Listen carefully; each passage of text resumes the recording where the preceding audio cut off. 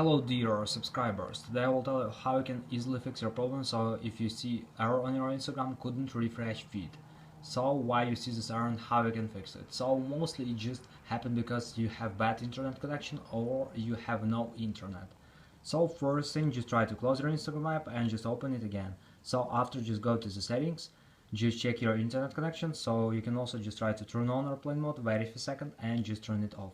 So if you're using Wi-Fi, just try to turn it off and turn on again. Also, you can try to restore your Wi-Fi router, and if you use cellular data, just try to turn it off and turn on again. So another thing you can try, just try to restore your phone. So just go to the general, just scroll down, just tap on shutdown, slide to power off, wait a second and just power on your phone again. So just simple restore your phone.